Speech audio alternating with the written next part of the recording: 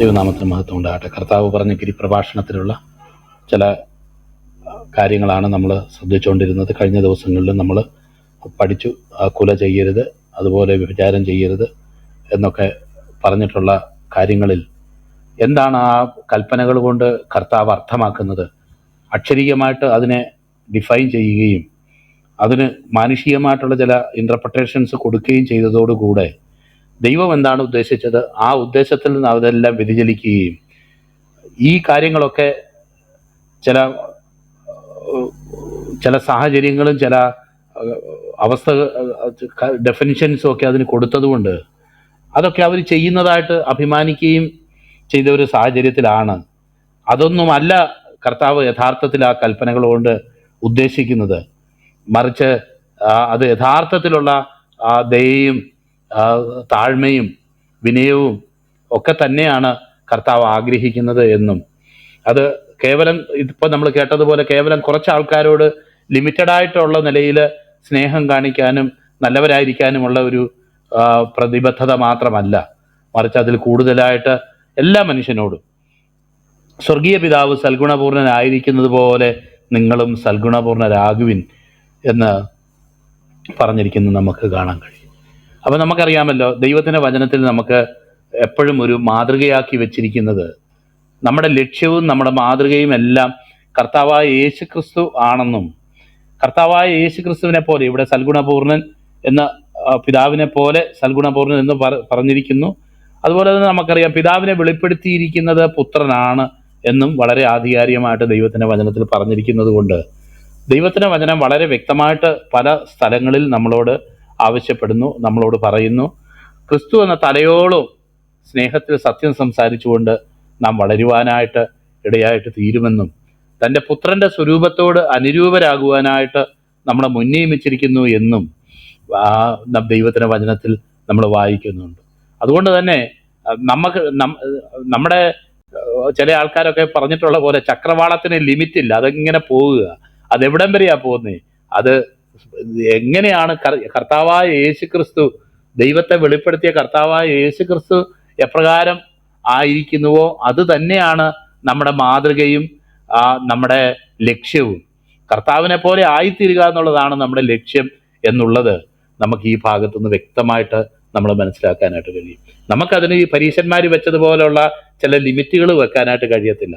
ചില ഇൻ്റർപ്രിട്ടേഷൻസ് കൊടുത്തിട്ട് ഇത് ഇന്ന പോലൊക്കെ ഉള്ളതാണ്, ഇതിൻ്റെ പശ്ചാത്തലം ഇതാണ്, ഇത് ഈ സമയത്ത് നടക്കേണ്ടതല്ല, വേറെ സമയത്ത് നടക്കേണ്ടതാണ് എന്നൊക്കെ പറഞ്ഞ് എന്താണോ കർത്താവ് പറഞ്ഞ പല കൽപ്പനകളുടെയും ആത്മാവ് എന്താണോ, അതിൻ്റെ ഉദ്ദേശം എന്താണോ, അതിൽ നിന്നൊക്കെ വ്യതിചലിച്ചുകൊണ്ട് ഈ ഇൻ്റർപ്രിട്ടേഷൻസ് പലപ്പോഴും നമുക്ക് പ്രശ്നമുണ്ടാക്കുന്നു എന്ന് നമുക്ക് കാണാം. കഴിഞ്ഞ ദിവസം തന്നെ നമ്മൾ ചിന്തിച്ചല്ലോ, കർത്താവായ യേശു ക്രിസ്തു പിശാചിനോട് ആ പരീക്ഷിക്കപ്പെടുന്ന സമയത്ത് പറയുന്ന പല കാര്യങ്ങളും നമ്മൾ ചിന്തിച്ചാൽ നമുക്ക് കാണാൻ കഴിയും. ഏറ്റവും അപകടകരമായിട്ടുള്ള കാര്യം ദൈവത്തിൻ്റെ വചനത്തിനെ അതിൻ്റെ കോണ്ടക്സ്റ്റിൽ നിന്ന് അടർത്തി മാറ്റിയിട്ട് അതിനെ മിശ്രണപ്പെട്ട് ചെയ്യുക എന്നുള്ളതാണ് ഏറ്റവും വലിയ വിഷമം. അന്നും ഇന്നും ദൈവമക്കൾക്ക് ഏറ്റവും പ്രയാസമായിക്കൊണ്ടിരിക്കുന്ന കാര്യം എന്താണെന്ന് ചോദിച്ചു കഴിഞ്ഞാൽ അത് ദൈവവചനത്തെ അതിൻ്റെ അർത്ഥത്തിലും അതിൻ്റെ ഉദ്ദേശത്തിലും ഗ്രഹിക്കാതെ അതിന് ദുർവ്യാഖ്യാനം ചെയ്ത് അത് തങ്ങളുടെ നാശത്തിന് ഇടയാക്കി തീർക്കുക എന്നുള്ളതാണ് അന്നും ഇന്നും ഉള്ള വലിയൊരു പ്രശ്നം എന്നുള്ളത് നമുക്ക് തിരിച്ചറിയാനായിട്ട് കഴിയും. കർത്താവിൻ്റെ ദാസൻ അത് ഇതിൻ്റെ പശ്ചാത്തലം വിവരിച്ചപ്പോൾ എത്ര കൃത്യമായിട്ടത് നമുക്ക് മനസ്സിലായി എന്നുള്ളത് ഓർത്ത് ഞാൻ ദൈവത്തെ സ്തുതിക്കുക രാവിലെ സമയം. നമുക്കറിയാം കള്ളസത്യം ചെയ്യരുത്. ഞാനും ഈ ഭാഗം വായിച്ചപ്പോൾ എനിക്ക് എപ്പോഴും ഓർമ്മ വരുന്നത്, പണ്ട് എന്തെങ്കിലും ഒരു കാര്യം നമ്മൾ എന്ന് പറഞ്ഞിട്ട് ആരെങ്കിലും വിശ്വസിക്കണമെങ്കിൽ ഉടനെ അടുത്ത വാചകം ദൈവത്താണെന്ന് പറയുക.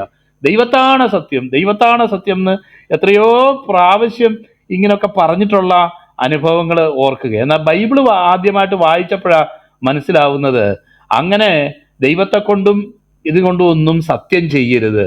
എന്താണ് അവിടെ സംഭവിക്കുന്ന അപകടം എന്നുള്ളത് നമുക്കറിയാം. നമ്മളാരും പല കോടതിയിലൊക്കെ പറയുന്ന പോലെ ട്രൂത്ത്, നത്തിങ് ബട്ട് ട്രൂത്ത്. പിന്നെ അതിൻ്റെ കൂടെ വേറെ ഡയലോഗും കൂടെ ഉണ്ട്, അത് മറന്നുപോയി. എനിക്ക് ഒരിക്കൽ ഒരു കോടതിയിൽ പോയി നിൽക്കേണ്ടി വന്നിട്ടുണ്ട്. എൻ്റെ ഒരു സഹോദരൻ 2 വീലർ ഓടിക്കുകയും അതിന് പുറകിലിരുന്ന അമ്മ 2 വീലറിൻ്റെ പുറകിൽ നിന്ന് വീണ് ഒരു റോഡിലെ ഒരു കുഴിയിലോട്ട് വീണ് അങ്ങനെ മരിക്കാനിടയായി തീരുകയും ചെയ്ത ഒരു സാഹചര്യത്തിൽ ഇദ്ദേഹത്തിന്റെ അലക്ഷ്യമായ ഡ്രൈവിംഗ് കൊണ്ട്, കാരണം പോലീസുകാർക്ക് എന്തെങ്കിലും ഒരു വകുപ്പ് ഇടണമല്ലോ, അങ്ങനെ അലക്ഷ്യമായ ഡ്രൈവിംഗ് കൊണ്ട് അപകടം സംഭവിച്ചു എന്നുള്ള മട്ടിന് അവരൊരു കേസെടുക്കുകയും അതിന്റെ സാക്ഷിയാക്കിയിട്ട് എന്നെ വെക്കുകയും ചെയ്തു. ഞാൻ സാക്ഷിയൊന്നും അല്ലായിരുന്നു. പിന്നെ കട്ടവനെ കണ്ടില്ലെങ്കിൽ കണ്ടവനെ പിടിക്കുക എന്നുള്ളതുപോലെ അവരെന്നെ പിടിച്ച് സാക്ഷിയാക്കി വെച്ച് അതിന്റെ ഫലമായിട്ട് എനിക്ക് കോടതിയുടെ ആ കൂട്ടിൻ്റെ ഉള്ളിൽ ഒരു പ്രാവശ്യം സാക്ഷിയായിട്ട് നിൽക്കേണ്ടി വന്നിട്ടുണ്ട്. അങ്ങനെ ഒരു പ്രാവശ്യം മാത്രമേ കോടതി കയറാനായിട്ട് ഇടയായി തീർന്നിട്ടുള്ളൂ. അപ്പോൾ അവിടെ ആദ്യം കൊണ്ടുവന്ന് ഈ സ്റ്റേറ്റ്മെന്റ് നമ്മളോട് വായിപ്പിച്ചിട്ട് പറയും സത്യമേ പറയാവൂ എന്ന് പറയുന്ന ഒരു സാഹചര്യം ഞാൻ ഇന്നും ഓർക്കുന്നുണ്ട്. അപ്പോൾ എന്ന് പറയുന്നത് പോലെ എന്നാൽ നമുക്കറിയാമല്ലോ, നമ്മൾ ആരും പറയുന്നത് ആബ്സല്യൂട്ട് ട്രൂത്ത് അല്ല എന്നുള്ളത് വളരെ നന്നായിട്ട് നമുക്കറിയാം. സാധാരണഗതിയിൽ നമ്മുടെ ജീവിതത്തിൽ നമ്മൾ സംസാരിക്കുമ്പോഴും ഇടപെടുമ്പോഴും ഇന്ന് വിശ്വാസത്തിൽ വന്നതിന് ശേഷവും പല അതിശയോക്തികളും ഈവൻ പ്രസംഗത്തിൽ പോലും നമ്മൾ പറയാറുണ്ട്. പല ഉദാഹരണങ്ങളും അതിൻ്റെ എക്സാക്റ്റ് ഇതൊന്നും ആയിരിക്കത്തില്ല, ഒന്ന് പൊലിപ്പിച്ചൊക്കെ നമ്മൾ പറയാൻ ശ്രമിക്കും. എക്സാജറേഷൻ എന്ന് പറയുന്നതൊക്കെ നമ്മുടെ ഒരു ജീവിതത്തിൻ്റെ തന്നെ ഭാഗമായിട്ട് തീരാണ്. ഒരാൾ രക്ഷിക്കപ്പെട്ടെങ്കിൽ 10 ആൾ രക്ഷിക്കപ്പെട്ടെന്ന് പറയും. അതെങ്കിൽ വേറെ എന്തെങ്കിലും കാര്യങ്ങളാണെങ്കിൽ അങ്ങനെ പറയും. ഒരു സഭയുള്ളെങ്കിൽ അനേക സഭകളുണ്ടെന്ന് പറയും. അതുപോലെ നമുക്കാണെങ്കിൽ ഇതുപോലെ പൊലിപ്പിച്ച് പറയുക എന്നുള്ളത് നമ്മുടെയൊക്കെ, കാരണം മറ്റുള്ളവരിൽ ഒരു ഇംപ്രഷൻ ക്രിയേറ്റ് ചെയ്യാൻ വേണ്ടി നമ്മൾ പലപ്പോഴും പല കാര്യങ്ങളും പറയാറുണ്ട്. അറിയാതെ എനിക്കും അങ്ങനത്തെ ഉള്ള കുറവുകൾ സംഭവിച്ചിട്ടുണ്ട് എന്നുള്ളത് ഞാൻ പലപ്പോഴും എൻ്റെ ജീവിതത്തിൽ തിരിച്ചറിഞ്ഞിട്ടുണ്ട്. കാരണം പ്രസംഗിച്ചു പോകുമ്പോൾ ഒരു ശൈലിക്ക് അങ്ങ് പറഞ്ഞു പോകുന്നതാണ്. എന്നാൽ പിന്നത്തെ ഇതിൽ കർത്താവെ അങ്ങനെ ഒരു കുറവ് എൻ്റെ ഭാഗത്ത് പറ്റിയല്ലോ, അല്ലെങ്കിൽ അങ്ങനെ പറയരുതായിരുന്നല്ലോ, അങ്ങനെ അല്ലല്ലോ യഥാർത്ഥ കാര്യം എന്ന് എൻ്റെ ജീവിതത്തിൽ ഇടയ്ക്ക് ദൈവസന്നിധിയിൽ അത് വെളിപ്പെടുത്തുകയും അത് ഏറ്റുപറയുകയും ചെയ്യേണ്ട അനുഭവങ്ങൾ എനിക്കും വന്നിട്ടുണ്ട്. കാരണം ഈ പ്രസംഗിക്കുക, സംസാരിക്കുക, മറ്റുള്ള ആൾക്കാരെ ഇംപ്രസ് ചെയ്യുക എന്നൊക്കെ ഉള്ളത് പ്രസംഗത്തിനുണ്ടാകുന്ന ഒരു പരീക്ഷയാണ്. അപ്പം ഇതുപോലെ തന്നെ നമ്മുടെ ദൈനംദിന ജീവിതത്തിലൊക്കെ നമ്മൾ എന്തെല്ലാം കാര്യങ്ങൾ പൊലിപ്പിച്ചും അത് എക്സാജറേറ്റ് ചെയ്ത് പറയുന്നുണ്ട് എന്നുള്ളത് നമുക്കെല്ലാം അറിയുന്ന കാര്യം. ഒരു മനുഷ്യനും അവന്റെ വാക്കിൽ തെറ്റിയിട്ടില്ല എന്ന് പറയാൻ കഴിയുന്നത്. യാക്കോബ് പറയുന്ന പോലെ ഒരു മനുഷ്യൻ വാക്കിൽ തെറ്റാതിരുന്നാൽ അതൊരു വലിയ മർമ്മമാണ്. കാരണം അവൻ തൻ്റെ ശരീരത്തെ മുഴുവനും നിയന്ത്രിച്ച് നടത്താൻ കഴിവുള്ളവനാകുന്നു എന്ന് പറഞ്ഞത് എന്തൊരു മാർമികമായ കാര്യമാണ്. കാരണം ഏറ്റവും സമർപ്പിക്കാനായിട്ട് പ്രയാസമുള്ളൊരു സംഗതി ഈ നാവാണെന്നുള്ളത് നമുക്കെല്ലാം നന്നായിട്ട് അറിയാം. കൈയും കാലും ഒക്കെ വേണമെങ്കിൽ നിയന്ത്രിക്കാം, എന്നാൽ ഈ നാവിനെ നിയന്ത്രിക്കാനായിട്ടും അതിന് പരിച്ഛേദന ചെയ്യാനായിട്ടും വളരെ പ്രയാസമുള്ള ഒരു കാര്യമാണ് എന്നുള്ളത് നമുക്ക് വളരെ വ്യക്തമായിട്ട് അറിയാമല്ലോ. അതുകൊണ്ട് തന്നെ ഇവിടെ പറയുന്നതിൻ്റെ വേറൊരു സൈഡ് ഞാൻ മനസ്സിലാക്കുന്നത്, ദൈവത്താണ് എന്ന് നമ്മൾ പറയുമ്പോൾ സത്യത്തിൽ നമ്മൾ പറയുന്നതൊന്നും ആബ്സല്യൂട്ട് ട്രൂത്ത് അല്ല, ശരിയായിട്ടുള്ള സത്യമല്ല. എന്നാൽ അതിനൊക്കെ ദൈവത്തെ സാക്ഷിയാക്കി നിർത്തുമ്പോൾ അത് സങ്കീർത്തനങ്ങളിൽ വായിക്കുന്ന പോലെ നീ അങ്ങനെ പറഞ്ഞിട്ട് ഞാനൊന്നും ചെയ്യാതിരിക്കയാൽ ഞാനും നിന്നെപ്പോലെ ഉള്ളവൻ എന്ന് നീ വിചാരിച്ചു, ഞാൻ നിന്നെ കീറിക്കളയും എന്ന് പറയുന്ന വാക്യമാണ് എനിക്ക് ഓർമ്മ വരുന്നത്. കാരണം നമ്മുടെ പല കള്ളത്തരങ്ങൾക്കും, നമ്മുടെ പല മറിച്ചുവായനകൾക്കും, നമ്മുടെ പല തെറ്റായ ഉദ്ദേശത്തോടുകൂടെ പറയുന്ന വാക്കുകൾക്കും സത്യത്തിൽ ദൈവത്തെ സാക്ഷിയാക്കുമ്പം നമ്മൾ എത്ര വലിയൊരു തെറ്റാ ചെയ്യുന്നത്. കാരണം അവിടെ നമ്മൾ ഈ പറഞ്ഞ കാര്യങ്ങൾക്കെല്ലാം ദൈവമാണ് സാക്ഷി എന്ന് പറയുമ്പോൾ എത്ര ഭീകരമായിട്ടുള്ള ഒരു കുറവാണ് നമ്മുടെ ജീവിതത്തിൽ പറ്റുന്നത്. ഒരു മനുഷ്യനും, ഏത് നിലവാരത്തിലുള്ള ഒരു മനുഷ്യനും അങ്ങനെ ദൈവത്തെ സാക്ഷി വെച്ചിട്ട് ഇതാണ് അതിൻ്റെ പരമമായ സത്യമെന്ന് പറയാനായിട്ട് കഴിയുമോ? ഒരിക്കലും സാധിക്കത്തില്ല എന്നുള്ളതാണ് നമ്മൾക്ക് പ്രായോഗിക അനുഭവത്തിൽ നിന്നും അല്ലാതെയും ഒക്കെ നമുക്ക് മനസ്സിലാകുന്നതായിട്ടുള്ള കാര്യം. അതുകൊണ്ട് ഒരു മനുഷ്യൻ അവൻ ഒരു കാര്യങ്ങൾ പറയുമ്പോൾ അത് അവൻ്റെ ഇൻ്റഗ്രിറ്റിയുടെ കാര്യം, അവൻ്റെ ആ സത്യസന്ധതയുടെയും നേരെ വാ എന്നുള്ള സ്വഭാവത്തിൻ്റെ ഒരു രീതിയിലാണ് അവൻ സത്യം പറയേണ്ടത്. ഒരിക്കലും മനുഷ്യൻ ദൈവത്തെ സാക്ഷി വെച്ച് ഇങ്ങനെ പറയുന്നതിൻ്റെ പുറകിലുള്ള അപകടം എത്രമാത്രം വലുതാണ് എന്ന് കർത്താവോട് കാണിച്ചു കൊടുക്കുന്നത് നമുക്ക് കാണാനായിട്ട്. അതുകൊണ്ട് കള്ളസത്യം ചെയ്യരുത്. അതിൻ്റെ ബന്ധപ്പെട്ട പഴയ നിയമ വാക്യങ്ങളെല്ലാം നമ്മൾ ഓൾറെഡി വായിച്ചല്ലോ. സത്യം ചെയ്തത് നിവർത്തിക്കണം എന്നും പൂർവന്മാരോട് അരുളി ചെയ്തത് നിങ്ങൾക്ക് ഈ ദൈവത്തെ അറിയാത്ത കാലത്ത് എന്തെല്ലാം കാര്യങ്ങൾ ദൈവത്തെ പിടിച്ച് സത്യം ചെയ്തിട്ടുണ്ട്, ദൈവത്തിന് കൊടുക്കാമെന്ന് പറഞ്ഞിട്ടുണ്ട്, ദൈവത്തിന് ചെയ്യാമെന്ന് പറഞ്ഞിട്ടുണ്ട്. അതൊക്കെ അവിടെ കടമായിട്ട് കിടക്കുക. കാരണം അതിനുശേഷം രക്ഷിക്കപ്പെട്ടപ്പോഴാണ് മനസ്സിലായത് അങ്ങനെയുള്ള നേർച്ചകളും കാശും മറ്റു പല സംഗതികളും ചെയ്യാമെന്ന് പറഞ്ഞേക്കുന്ന പല സംഗതികളും ദൈവം റിക്വയർ ചെയ്യുന്നില്ല, ദൈവം ആഗ്രഹിക്കുന്നില്ല എന്ന് മനസ്സിലാക്കിയത് കൊണ്ട് ആ കുറ്റബോധത്തിൽ നിന്നൊക്കെ കർത്താവ് വിടുതൽ നൽകി എന്നുള്ളത് നമുക്ക് മനസ്സിലാക്കാം. ഞാൻ പലതും ദൈവത്തോട്, കാരണം ഈ ദൈവത്തെ ഒരു പേഴ്സണൽ ഇതാക്കി വെച്ചിട്ട് ചെറിയ ചെറിയ കാര്യങ്ങൾക്ക് പോലും ദൈവത്തെ ഉപയോഗിക്കുന്ന ഒരു സ്വഭാവമായിരുന്നു എനിക്ക് പണ്ടേ ഉണ്ടായിരുന്നത്. കാരണം ഞങ്ങളുടെ വീട്ടിലെല്ലാവരും ഒന്നും ഇങ്ങനെ വലിയ വിശ്വാസമൊന്നും ഉള്ളവരല്ല. അമ്മ ഭക്തിപ്രസ്ഥാനത്തിന്റെ വലിയ നേതാവായിരുന്നു. രാവിലെ എഴുന്നേൽക്കുമ്പോൾ ജ്ഞാനപ്പാനയും അതുപോലെ ഹരിനാമകീർത്തനവും ഒക്കെ പറഞ്ഞ് അത് കേട്ടെഴുന്നേൽക്കുന്ന ഒരു വ്യക്തിയായിരുന്നു. ഇന്നും എനിക്കതൊക്കെ കാണാതെ ഓർമ്മയുണ്ട്. അപ്പം ഇങ്ങനെയൊക്കെ ഇരിക്കുമ്പോൾ എന്ത് ചെറിയ കാര്യത്തിനും വലിയ കാര്യത്തിനും ദൈവത്തെ അതിലേക്ക് വലിച്ചഴിക്കുന്ന ഒരു സ്വഭാവക്കാരനായിരുന്നു. ചെറിയൊരു സങ്കടം വന്നാൽ ഉടനെ ദൈവത്തോട് പറയുക, ദൈവത്തോട് പിണങ്ങുക, ദൈവത്തിന് ഡയറി എഴുതുക, ദൈവത്തിന് ലെറ്ററൊക്കെ എഴുതി ഇങ്ങനെ പോസ്റ്റ് ചെയ്യാൻ പറ്റുകയല്ലോ, സ്വർഗത്തിൻ്റെ അഡ്രസ്സ് അറിയാത്തതുകൊണ്ട്. എന്നാൽ പലതും പുസ്തകത്തിലൊക്കെ എഴുതി വെക്കും, പലതും അദ്ദേഹത്തോടുള്ള പരാതി എന്നുള്ള നിലയിൽ നമ്മുടെ ഇഷ്ട ദൈവങ്ങൾക്കൊക്കെ എഴുതി വെക്കുന്ന ഒരു സാഹചര്യമായിരുന്നു ഉണ്ടായിരുന്നത്. എന്നാൽ ഇത്തരം കാര്യങ്ങളൊന്നും, കാരണം ദൈവം ആരാണെന്നും ദൈവത്തിൻ്റെ യഥാർത്ഥമായിട്ടുള്ള ദൈവം ആരാണെന്ന് ഗ്രഹിച്ചപ്പോൾ ഇങ്ങനെയുള്ള ഒരു സ്വഭാവത്തിൽ നിന്ന് ദൈവം വലിയൊരു വിടുതൽ, ദൈവത്തെ സാക്ഷിയാക്കി ദൈവത്താണ് എന്ന് പറയുന്ന ഇതിൽ നിന്ന് മാറ്റി. കാരണം ഇവിടെ പറഞ്ഞേക്കാണ്, ഒരു ദൈവ പൈതല്, ഒരു ശിഷ്യൻ അവന്റെ ജീവിതത്തിൽ ഉവ്വെന്നും ആമേൻ ഉവ്വെന്നും അല്ലാത്തതല്ല എന്നും ഇരിക്കട്ടെ, ഇല്ല എന്നും ഉവ്വെന്നും ഇല്ല എന്നും ആയിരിക്കട്ടെ, ഇതിലധികമായത് ദുഷ്ടനിൽ നിന്ന് വരുന്നു.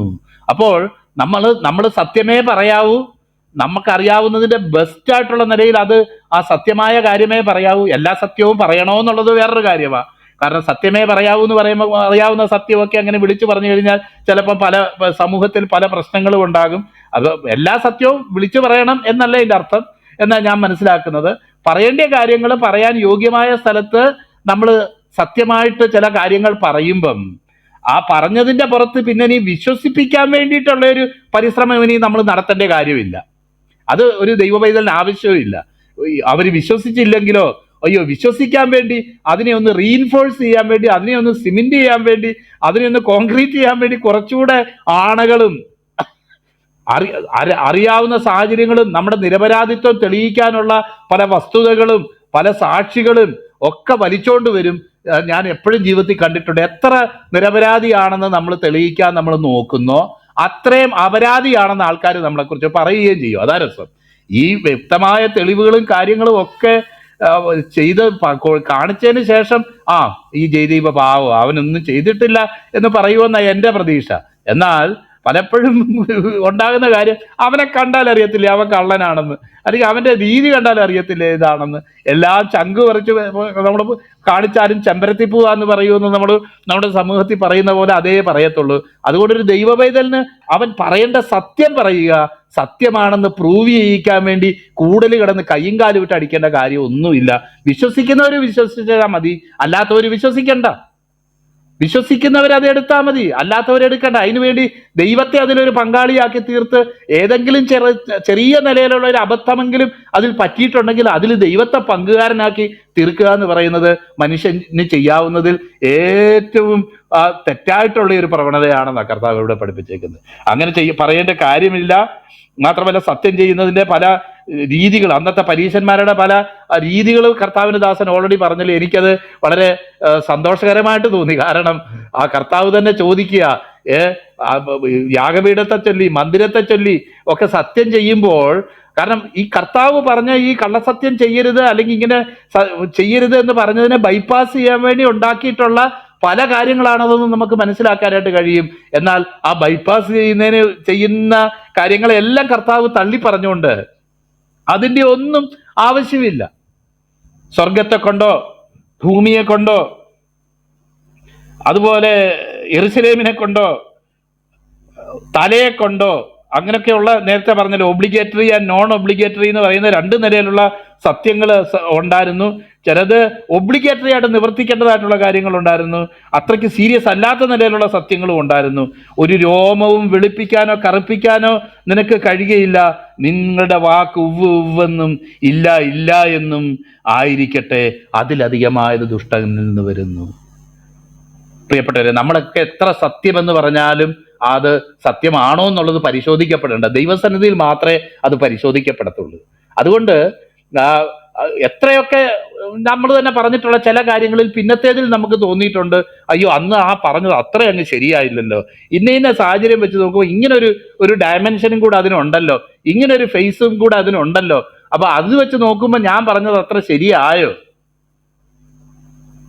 എനിക്ക് ഏറ്റവും ഇഷ്ടപ്പെട്ട, രക്ഷിക്കപ്പെടുന്നതിന് മുന്നേ ഏറ്റവും ഇഷ്ടപ്പെട്ട ഒരു പുസ്തകമായിരുന്നു ഗാന്ധിജിയുടെ എൻ്റെ സത്യാന്വേഷണ പരീക്ഷകൾ. അത് ഇപ്പോഴും എൻ്റെ മേശപ്പുറത്ത് എൻ്റെ ഷെൽഫിൽ ഇരിപ്പുണ്ട്. ഈ ഗാന്ധിജിയുടെ സത്യാന്വേഷണ പരീക്ഷകൾ, അതുപോലെയുള്ള പണ്ട് കാലത്തുള്ള പല പുസ്തകങ്ങളും ഇരിപ്പുണ്ട്. അപ്പം എനിക്ക് ഏറ്റവും ഇഷ്ടം, അബദ്ധം ഉണ്ടായത് അദ്ദേഹം തുറന്നു പറഞ്ഞു എന്നുള്ളൊരു നിലയിൽ അതിനെ തുറന്നു പറയുകയും അത് അദ്ദേഹം, എനിക്കും പലപ്പോഴും തോന്നിയിട്ടുണ്ട് ഈ സത്യവുമായിട്ടുള്ള ബന്ധത്തിൽ പലപ്പോഴും എനിക്കും ഇടർച്ചകൾ വന്നിട്ടുണ്ട്. പലപ്പോഴും അത് തുറന്നു പറയണമെന്ന് പലതും ഞാൻ തുറന്നു പറഞ്ഞിട്ടുമുണ്ട് പലരോടും. രക്ഷിക്കപ്പെട്ട് കഴിഞ്ഞപ്പം മാതാപിതാക്കളോട് പോയി പല കാര്യങ്ങൾ പറഞ്ഞിട്ടുണ്ട്. അന്ന് ഞാൻ പറഞ്ഞത് ശരിയല്ലായിരുന്നു, അല്ലെങ്കിൽ അന്ന് ഞാൻ ഈ കാണിച്ചത് ശരിയല്ലായിരുന്നു എന്ന് പിന്നീട് പോയി പറയാനായിട്ട് ഇടയായിട്ട് തീർന്നിട്ടുണ്ട്. രക്ഷിക്കപ്പെട്ടതിന് ശേഷം ചില അബദ്ധങ്ങൾ ഉണ്ടായിട്ട് അത് പറയേണ്ട ആൾക്കാരോട് പോയി പറയാനായിട്ട് ഇടയായിട്ട് തീർന്നിട്ടുണ്ട്.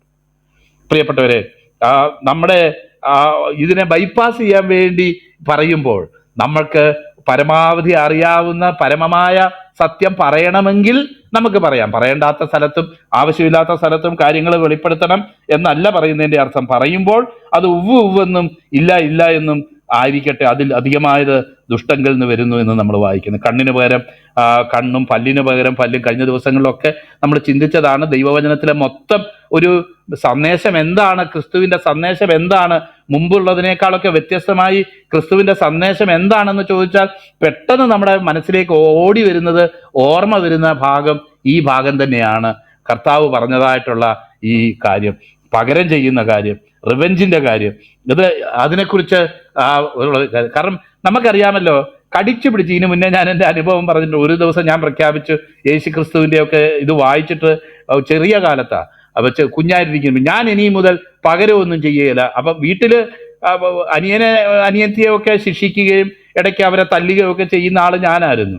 ഒരു ദിവസം ഞാൻ പ്രഖ്യാപിച്ചു, ഇനി ഞാൻ നിങ്ങളെ ആരെയും ഒന്നും ചെയ്യത്തില്ല, ഞാൻ തല്ലുകയില്ല, ഞാൻ നിങ്ങളെ വഴക്ക് പറയത്തില്ല, ഒന്നും ചെയ്യത്തില്ല എന്ന് തുടങ്ങി. അപ്പം ഇവരൊക്കെ ഈ അവസരം മുതലാക്കി എന്നെ തിരിച്ചു തല്ലാനും എനിക്ക് ഏറ്റവും ഇഷ്ടപ്പെട്ട കുറേ സാധനങ്ങൾ എടുത്തുകൊണ്ട് പോകാനും, അതുപോലെ എനിക്ക് ഇഷ്ടപ്പെട്ട ആഹാരമൊക്കെ ഞാൻ കഴിക്കാനിരിക്കുമ്പോൾ അത് പാത്രത്തിൽ നിന്ന് എടുത്തുകൊണ്ട് പോകാനും ഒക്കെ തുടങ്ങി. അത് ഞാൻ പ്രഖ്യാപിച്ച് ചില മണിക്കൂറുകൾക്കുള്ളിൽ തന്നെ അത് തിരിച്ചാക്കേണ്ടി വന്നു. ഇനി ഞാൻ ഇല്ല, എൻ്റെ പ്രഖ്യാപനം പിൻവലിക്കുന്നു എന്ന് പറയേണ്ടതായിട്ട് വന്നിട്ടുണ്ട്.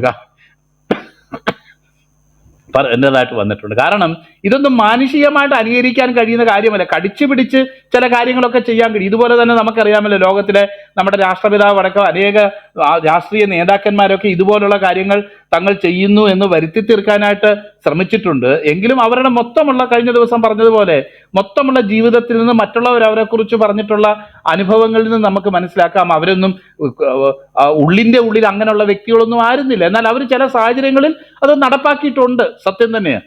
അത് അല്ലെന്നല്ല പറയുന്നത്. എന്നാൽ അങ്ങനെയുള്ള ഒരു നടപ്പാക്കലാണോ കർത്താവ് ഉദ്ദേശിക്കുന്നത്? കാരണം ഹൃദയത്തിന്റെ മൊത്തത്തിലുള്ള ഒരു രൂപാന്തരമാണ് കർത്താവ് അതിൽ നിന്ന് ആഗ്രഹിക്കുന്നത്. ഒരിക്കൽ ഇതുപോലൊരു പ്രമാണം, ഞാൻ ഒരു പ്രാവശ്യം അത് ചെയ്തു, ഇന്ന സമയത്ത് എന്നെ ആരോ തല്ലി, ഞാൻ ഇതിന് പ്രതികാരം ചെയ്തില്ല, അല്ലെങ്കിൽ ഇന്ന സാഹചര്യത്തിൽ എന്നെ ആരോ വിഷമിപ്പിച്ചു, അതിന് ഉരുളയ്ക്കുപ്പേരി പോലെ ഞാൻ പറഞ്ഞില്ല എന്നൊക്കെ ഉള്ളത് യാഥാർത്ഥ്യം തന്നെ ആയിരിക്കാം.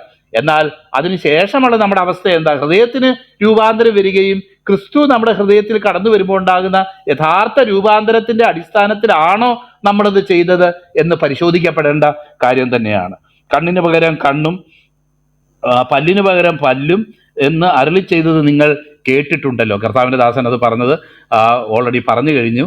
ഇത് കൊടുത്തേക്കുന്നത് നമുക്ക് വായിക്കാൻ കഴിയും. ഇതിന് ഉദാഹരണമായിട്ട് ഉൽപ്പത്തി പുസ്തകം 4-ാം അധ്യായത്തിൽ ലാമക്ക് എന്ന് പറയുന്ന ഒരു വ്യക്തി കയ്യിന് വേണ്ടി 7 ഇരട്ടി പകരം ചെയ്തു, എന്നാൽ എനിക്ക് വേണ്ടിയോ അവിടെ 77 പ്രാവശ്യം പ്രതികാരം ചെയ്യുന്ന അദ്ദേഹം പറയുന്നത്. അപ്പം തന്നെ നോക്കിക്കേ, ഒരു വട്ടം എന്നോട് കാണിച്ച അന്യായത്തിന് ഞാൻ 77 വട്ടം ചെയ്യും എന്ന് പറയുന്ന രീതിയിലായിരുന്നു മനുഷ്യന്റെ പ്രതികാര ബുദ്ധി. ജീവിതത്തിൽ പ്രതികാരത്തിന് അടിമപ്പെട്ട് മുന്നോട്ട് പോകുന്ന ആ അനുഭവം നമുക്കറിയാം. ഇത് ഒരു മാനസിക ഭാവമാണെന്നും ഒത്തിരി ആൾക്കാർ ഇതുപോലുള്ള കാര്യങ്ങൾക്ക് അടിമപ്പെട്ടിട്ടുണ്ടെന്നുള്ളത് നമുക്കറിയാം. ഇന്ന് ദൈവമക്കളായിരിക്കുന്ന നമ്മുടെയൊക്കെ ഉള്ളിൽ പോലും ആഴത്തിൽ പരിശോധിച്ച് നോക്കിയാൽ നമുക്കറിയാം പലരോടുമുള്ള പ്രതികാരവും വിഷമവും ഒക്കെ നമ്മുടെ ഉള്ളിൽ നമ്മൾ സൂക്ഷിച്ചു വെച്ചിട്ടുണ്ട്. അവസരം കിട്ടുമ്പം അത് വളരെ സട്ടിലായിട്ടെങ്കിലും അതിന് പ്രതികാരം ചെയ്തു എന്ന് പറഞ്ഞ് സന്തോഷിക്കാൻ നമ്മൾ ആഗ്രഹിക്കുന്നുണ്ട്. അങ്ങനെ ഒന്നും വിട്ടുകളയാനൊന്നും നമ്മൾ ആരും ഈ രക്ഷിക്കപ്പെട്ട് സ്നാനപ്പെട്ട് ഒത്തിരി ഇതിൻ്റെ വക്താക്കളായിട്ട് നിന്നിട്ട് പോലും പഠിച്ചിട്ടില്ല എന്നുള്ളത് വലിയ ഒരു അനുഭവമാണ്. പ്രത്യേകിച്ച് ക്രിസ്തീയ ശുശ്രൂഷയിലൊക്കെ ഞാൻ പലപ്പോഴും കണ്ടിട്ടുണ്ട്. ഈ സ്റ്റേജുകളിൽ തന്നെ ഈ പകരം വീട്ടുന്ന ചില അനുഭവങ്ങൾക്ക് ദൃക്സാക്ഷിയാവേണ്ടതായിട്ട് ചില സമയത്ത് അത് അനുഭവിക്കേണ്ടി എനിക്ക് വന്നിട്ടുണ്ട്. ഞാൻ ഓർക്കുന്നുണ്ട്, വലിയൊരു കൊല്ലത്തുള്ള വലിയൊരു സഭയിൽ പ്രസംഗിക്കാനായിട്ട് എന്നെ വിളിച്ചു. എനിക്ക് ശേഷം ഇന്ന് കർത്താവിൻ്റെ സന്നിധി വിശ്രമിക്കുന്ന ഒരു ദൈവദാസനും കൂടെ അന്ന് പ്രസംഗിക്കാനുണ്ടായിരുന്നു. എന്നാൽ ഞാൻ ആദ്യം ഒരു പ്രത്യേക കാര്യം പറഞ്ഞു വെച്ചു. എന്നാൽ അതിനെ നഖശിഖാന്ത് എതിർത്തും അടിച്ചു തകർത്തും കൊണ്ട് പുറകെയുള്ള ദൈവദാസൻ അന്ന് പ്രസംഗിച്ചത് ഞാൻ ഇന്നും ഓർക്കുന്നുണ്ട്.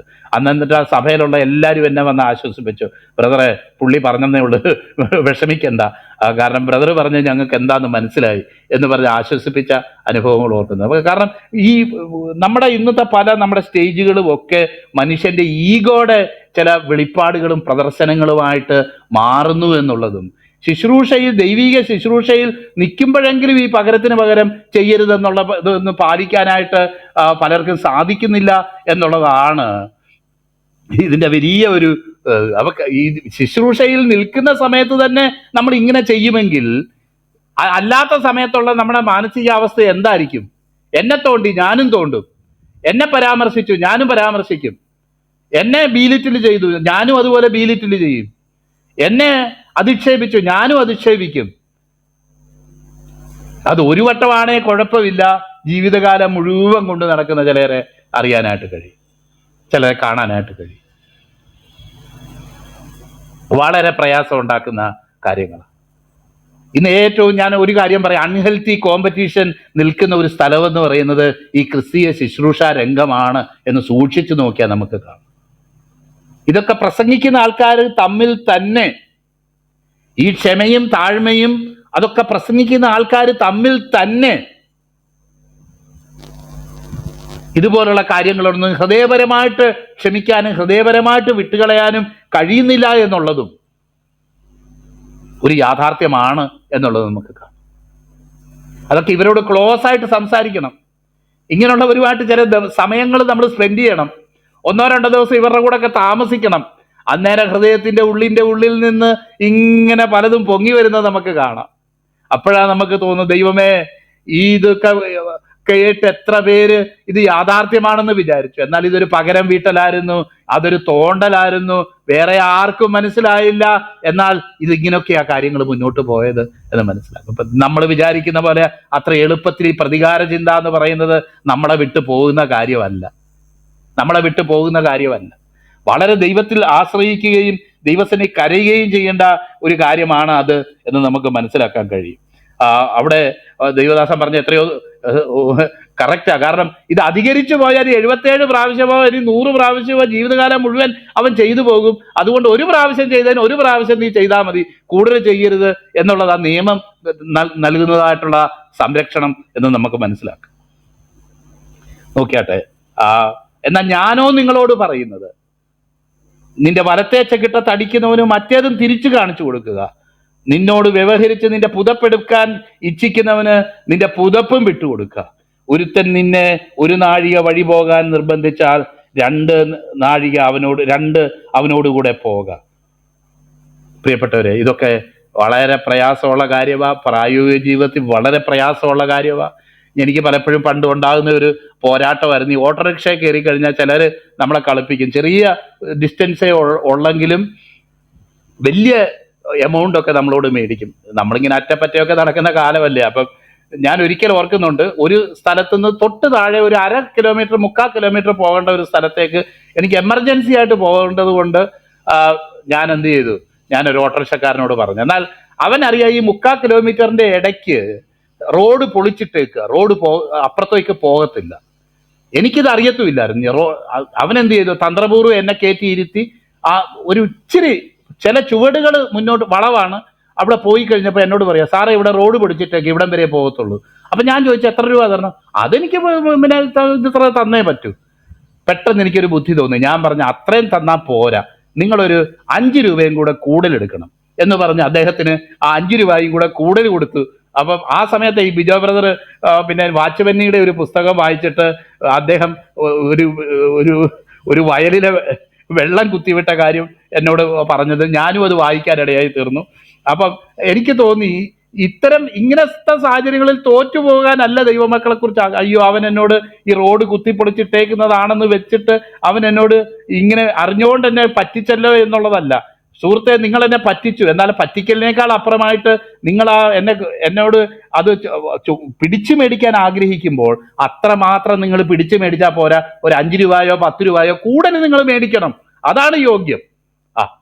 അപ്പം ഇതോടുകൂടെ ആ വ്യക്തി ഒരു വല്ലാതായി പോയത് ഞാൻ ഇപ്പോഴും ഓർക്കുന്നുണ്ട്. കാരണം എന്താണെന്ന് വെച്ച് കഴിഞ്ഞാൽ നമുക്കറിയാം, നമുക്കൊക്കെ കാശിനോടൊരു ഒരു ആഭിമുഖ്യമുണ്ട്, അതിനോടൊരു ഇതുണ്ട് എന്ന് മാത്രമല്ല വളരെ ഞെങ്ങിഞ്ഞെരുങ്ങിയൊക്കെ ജീവിക്കുന്ന സാഹചര്യങ്ങളിൽ പലപ്പോഴും അത് കഴിവിൻ്റെ പരമാവധി മിനിമം ചെലവാക്കി ജീവിക്കാനൊക്കെ നമ്മൾ ശ്രമിക്കും എന്നുള്ളത് സത്യമാണ്. എന്നാൽ ഇതുപോലുള്ള സാഹചര്യങ്ങളിലാണ് നമ്മുടെ ഹൃദയത്തെ പലപ്പോഴും പരീക്ഷിക്കുകയും നമ്മൾ ഇത്തരം സാഹചര്യങ്ങളൊക്കെ വീണു പോകുമോ എന്ന് പിശാച് പരീക്ഷിക്കുന്ന പല സാഹചര്യങ്ങളും. അതുകൊണ്ട് തന്നെ ഇത്തരം സാഹചര്യങ്ങളിൽ അതിനെ ജയിക്കുക എന്നുള്ളത് വളരെ ദൈവസന്നിധിയിൽ, കാരണം വഴക്കുണ്ടാക്കാൻ പോയാൽ നമ്മുടെ ആത്മീയത നഷ്ടപ്പെട്ടു. 5 രൂപയ്ക്ക് വേണ്ടി വഴക്കുണ്ടാക്കുന്നവൻ, റോഡിന് നടുക്ക് കിടന്ന് ബഹളം ഉണ്ടാക്കുന്നവൻ എന്നൊക്കെയുള്ള ഒരു നിലയിലേക്ക് നമ്മൾ തരം താഴ്ത്തപ്പെടും എന്നുള്ളതും, പിന്നെ ഒരു എപ്പിസോഡ് പറഞ്ഞു തുടങ്ങിയാൽ അത് അവസാനിപ്പിക്കാതെ പോകാനും പറ്റത്തില്ല, നിങ്ങൾക്കെല്ലാം അറിയാമല്ലോ.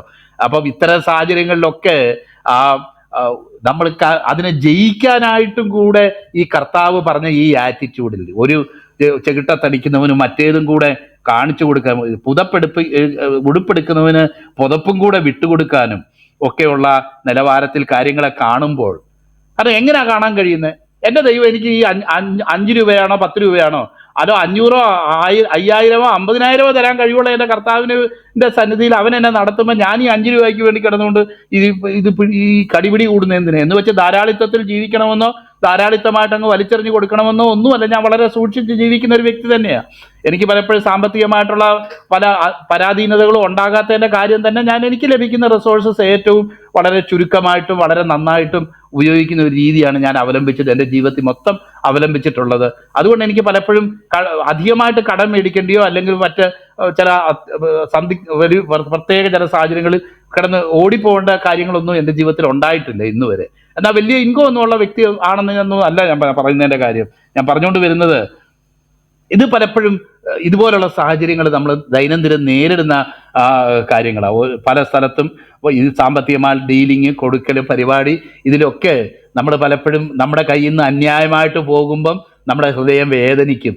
പോകാതിരിക്കാനായിട്ട് നമ്മൾ ഇത് ചെയ്യും. അങ്ങനെ ചതിക്കുന്നവനെ നമ്മൾ ഒരിക്കലും ജീവിതത്തിൽ നമ്മൾ മറക്കത്തില്ല. കാരണം എന്താണെന്ന് വെച്ച് കഴിഞ്ഞാൽ, അവൻ എന്നോട് അന്ന് അങ്ങനെ ചെയ്തല്ലോ, വിഷമം നമ്മൾ വെച്ചോണ്ടിരിക്കും. ഞാൻ ഈ വചനങ്ങൾ കഴിഞ്ഞ ദിവസങ്ങളിൽ ധ്യാനിക്കുകയായിരുന്നു. വീണ്ടും എൻ്റെ ജീവിതം, കർത്താവേ, എൻ്റെ ജീവിതത്തിൽ ഇതുപോലെ എൻ്റെ ഹൃദയത്തിൽ വിഷമവും പ്രയാസവും ഉള്ള ആരോടെങ്കിലും എനിക്ക് ഉണ്ടോ എന്ന് ഞാൻ കഴിഞ്ഞ ദിവസങ്ങൾ ഒന്നുകൂടെ എൻ്റെ ജീവിതം പരിശോധിക്കാനും ഇടയായി തീർന്നു. ചില സംഗതികൾ എൻ്റെ ഹൃദയത്തിൽ വെളിപ്പെട്ട് ഞാൻ നിങ്ങളോട് ഇങ്ങനെ പറഞ്ഞിട്ടുണ്ടല്ലോ. ഒരിക്കൽ ദൈവാത്മാവ് എന്നോട് പറഞ്ഞ, നീ എല്ലാവരോടും ശരിയായിട്ട് ക്ഷമിച്ചിട്ടില്ല. ഞാൻ പറഞ്ഞു ക്ഷമിച്ചു. അപ്പോഴത്തേക്ക് ഞാൻ പറഞ്ഞല്ലോ, ഫോൺ അടിക്കുമ്പം അപ്പൊ ദൈവം എനിക്ക് വെളിപ്പെടുത്തി, ഒരാളിന്റെ പേര് വെളിപ്പെടുത്തി, ആ വ്യക്തിക്ക് വേണ്ടി ഞാൻ പ്രാർത്ഥിക്കുക. ദൈവമേ, അവനെ നീ അനുഗ്രഹിക്കണമേ, അവന്റെ കുറ്റങ്ങളൊന്നും കണക്കിടരുതേ എന്നൊക്കെ പറഞ്ഞിങ്ങനെ പ്രാർത്ഥിച്ചുകൊണ്ടിരിക്കുമ്പോഴാണ് ഈ ഫോൺ അടിക്കുന്നത്. അന്നേരം ബിജോ ബ്രദർ വീട്ടിലുണ്ട്. അദ്ദേഹം പറഞ്ഞപ്പോൾ, ജെയ്ജി ബ്രദറെ ഫോണ് നിങ്ങൾക്കാ എന്ന് പറഞ്ഞപ്പോൾ, ഞാൻ ഈ ജീവിതത്തിൽ ഏറ്റവും അധികം വെറുക്കുന്ന ഒരു വ്യക്തി എന്നെ ഫോൺ വിളിക്കുക. ആ വ്യക്തിക്ക് വേണ്ടി ഞാൻ അന്നേരം പ്രാർത്ഥിച്ചുകൊണ്ടിരിക്കുക.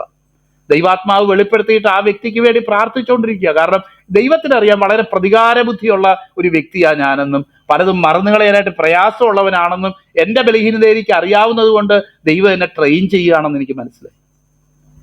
പ്രിയപ്പെട്ടവരെ, നമ്മൾ യാഥാർത്ഥ്യങ്ങൾ തിരിച്ചറിയുമെങ്കിൽ നമ്മളെ ഈ ദിവസങ്ങളിൽ ഇതിലൊക്കെ ട്രെയിൻ ചെയ്യാനും നമ്മളെ നടത്താനുമായിട്ട് കർത്താവിന് കഴിയും എന്നുള്ള കാര്യത്തിൽ യാതൊരു സംശയവുമില്ല. നമുക്ക് ആ ലാസ്റ്റ് ഭാഗം കൂടി ഞാൻ നേരത്തെ പറയാം. കാരണം നമ്മൾ ഒരു വ്യക്തിക്ക് വേണ്ടി പ്രാർത്ഥിച്ചുകൊണ്ടിരിക്കുമ്പം നമുക്ക് ആ വ്യക്തിയെ പകയ്ക്കാൻ കഴിയുമോ? സംഗതി ശരിയാ, കുറ്റങ്ങൾ പലതുകൊണ്ട്, കുറവുകൾ പലതുകൊണ്ട് ആ ഒരു വ്യക്തിയെ ഉൾക്കൊള്ളാൻ കഴിയുന്നില്ല. അവൻ്റെ പല നാടകങ്ങളും കണ്ടാൽ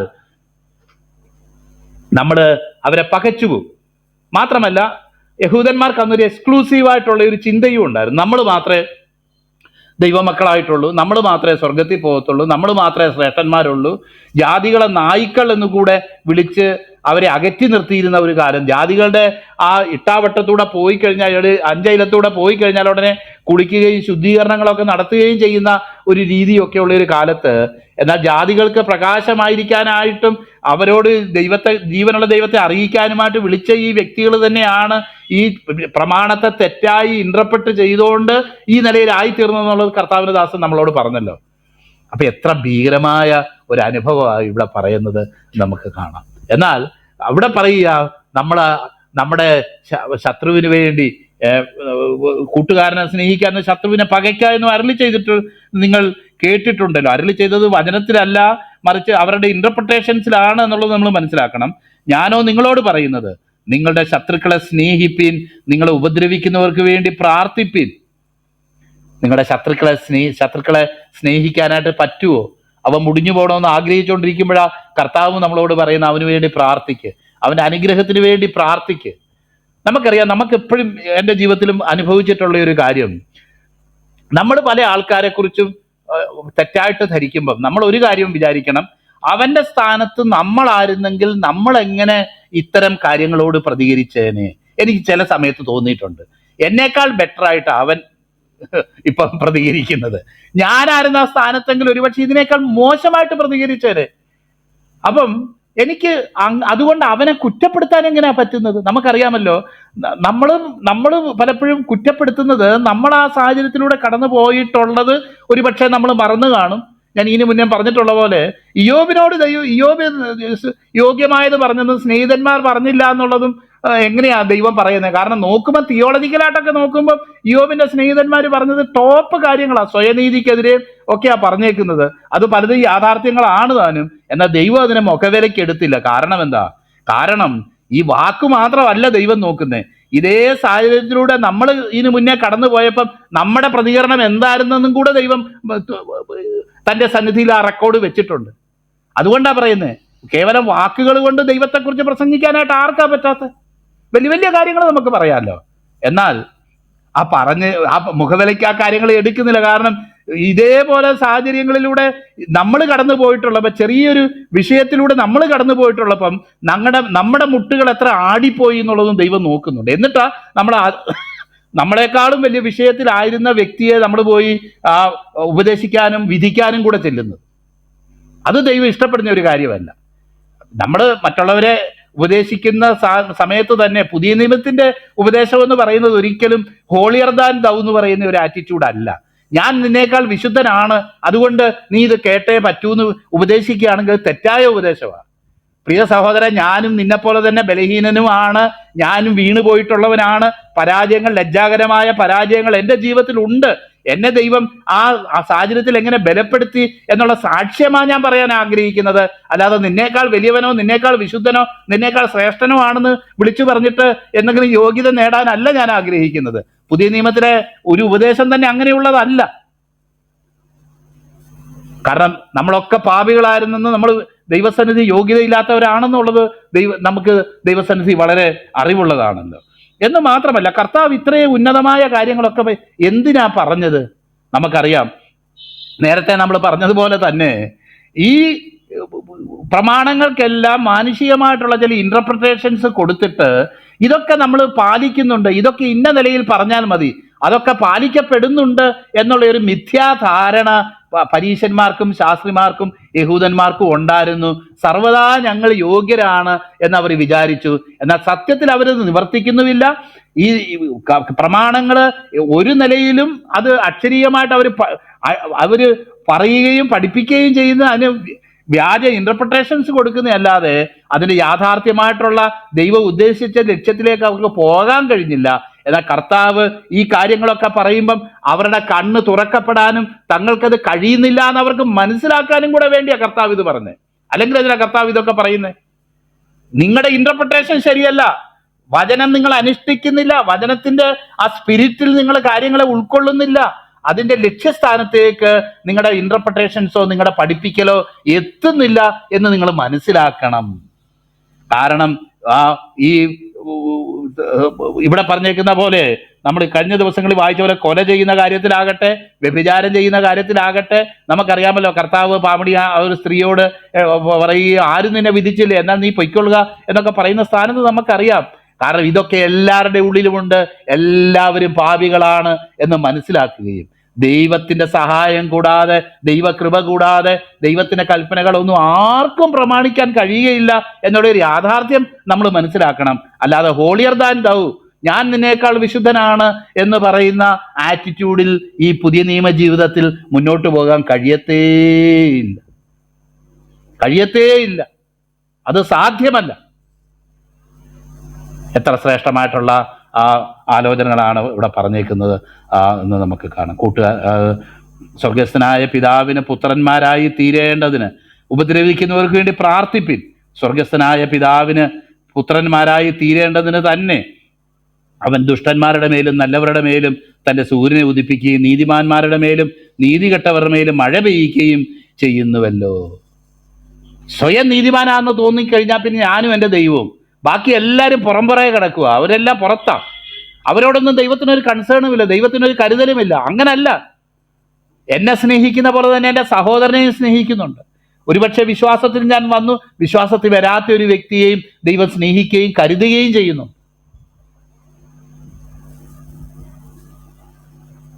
ചുങ്കക്കാരും അങ്ങനെ തന്നെ ചെയ്യുന്നുവല്ലോ. സ്നേഹിക്കുന്നവരെ സ്നേഹിക്കും ചുങ്കക്കാരും അങ്ങനെ തന്നെ ചെയ്യുന്നുവല്ലോ. സഹോദരന്മാരെ മാത്രം വന്ദനം ചെയ്താൽ നിങ്ങൾക്ക് എന്ത് വിശേഷതയുള്ളൂ? ജാതികളും അങ്ങനെ തന്നെ ചെയ്യുന്നുവല്ലോ. ആകയാൽ നിങ്ങൾ സ്വർഗീയ പിതാവ് സൽഗുണപൂർണ്ണനായിരിക്കുന്നത് പോലെ നിങ്ങൾ സൽഗുണപൂർണർ ആകുവിൻ. അപ്പം ഈ വെർച്യൂസ് ഒക്കെ ചില ഒരു സർക്കിളിൽ മാത്രം, ചില ആൾക്കാരോട് മാത്രം കാണിക്കേണ്ടതല്ല. എൻ്റെ വീട്ടുകാരോടും എൻ്റെ ഭാര്യയോടും മക്കളോടും ഇതൊക്കെ കാണിക്കാം. എൻ്റെ സഭയിൽ ഇത് കാണിക്കാം. അല്ലെങ്കിൽ എൻ്റെ സഹോദരന്മാരായിരിക്കുന്നവർക്ക് വേണ്ടി ഇതൊക്കെ ചെയ്യാം. എല്ലാവരോടുമല്ല. അല്ല, സകല ലോകത്തിലും വിളക്ക് കൊളുത്തിയിട്ട് പറയിൻ കീഴല്ല തണ്ടിന്മേൽ അത്രേ വെക്കുന്നത്. മലമേലിരിക്കുന്ന പട്ടണം മറഞ്ഞിരിക്കാൻ പാടില്ല എന്ന് പറഞ്ഞ കർത്താവ്, നിങ്ങളുടെ ഈ സൽഗുണങ്ങളെ കണ്ടിട്ട് അവര് പിതാവിനെ മഹത്വപ്പെടുത്തേണ്ടതിന് നിങ്ങളുടെ വെളിച്ചം അവരുടെ മുന്നിൽ പ്രകാശിക്കട്ടെ എന്ന് കഴിഞ്ഞ ദിവസം നമ്മൾ ചിന്തിച്ചല്ലോ.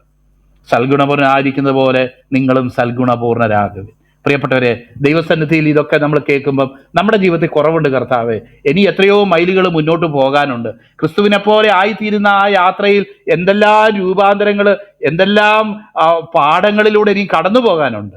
നീ അതെന്നിൽ ചെയ്യണമേ, എന്നിൽ നിവർത്തിക്കണമേ എന്ന താഴ്മയോടെ നമുക്ക് പ്രാർത്ഥിക്കാം. അതിനായിട്ട് ദൈവത്തിൻ്റെ ആത്മാവ് നമ്മെ സഹായിക്കട്ടെ.